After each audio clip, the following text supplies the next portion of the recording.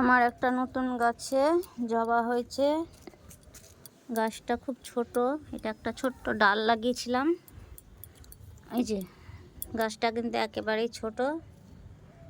এই যে জবা, এটা হচ্ছে ঝুমকো জবা। এই যে